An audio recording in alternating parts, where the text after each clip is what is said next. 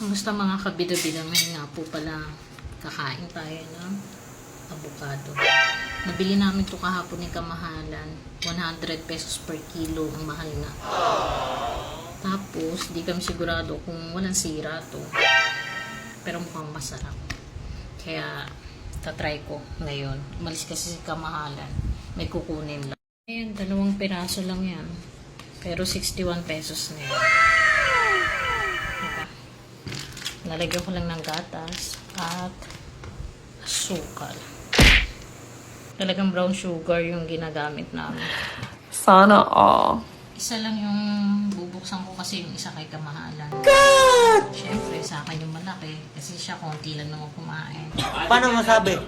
Dati, daming avocado sa sa Modesta. May lupa kasi dun yung tsahin ko. Nakabili siya.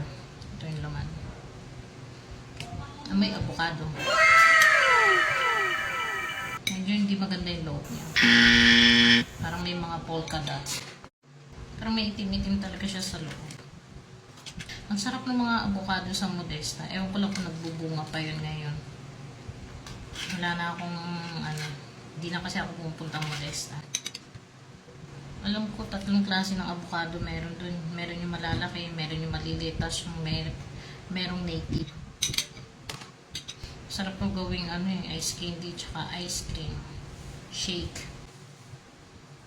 Kaya maswerte kayo kung may mga puno kayo ng namumunga.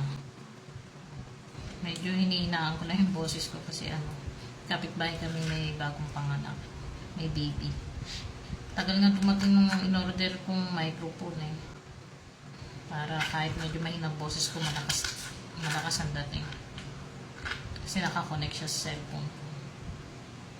Ayan. Pinili ko ngayon malaki. Marami namang bulok-bulok. Lalagay lang ako ng gata. Gugud-gud ko lang. Talagang hindi ko dinudurog to kasi ayoko nung durog na avocado. Parang iba na. Parang ibang nakikita ko sa avocado kapag masyadong durog. Pero kapag i-blender siya, okay lang naman. Pero kapag yung kakainin mo diretso, ayoko nung durog. Tapos maglalagay ako ng konting asukal. Nakita ko kay ina mo, ang daming asukal. Talagang gusto niya na matamis. Ako konti lang. Kasi mabilis ako maumay kapag matamis. Yan, mga kalahati lang.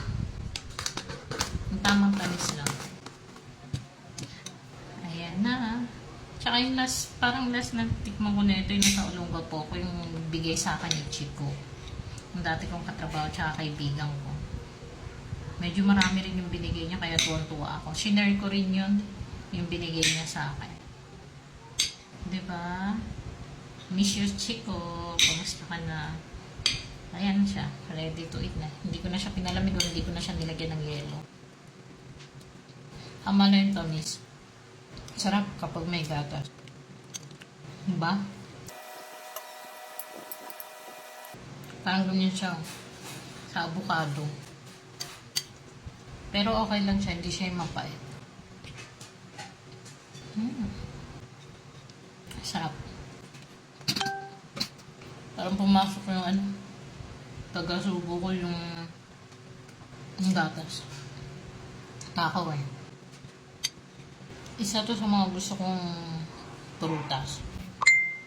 Gusto ko pa nga to kaysa sa papaya. May mga matitigas siya. Galing sa avocado. Hindi ko alam kano yan. Kain po kayo. Kung kailang konti, doon nagalok Kaya gusto niyo rin po ba ng avocado? Halos lahat naman yata gusto ng avocado. Pwede ito ilagay sa mga salad. Sarap. Masarap. Ang lamang po.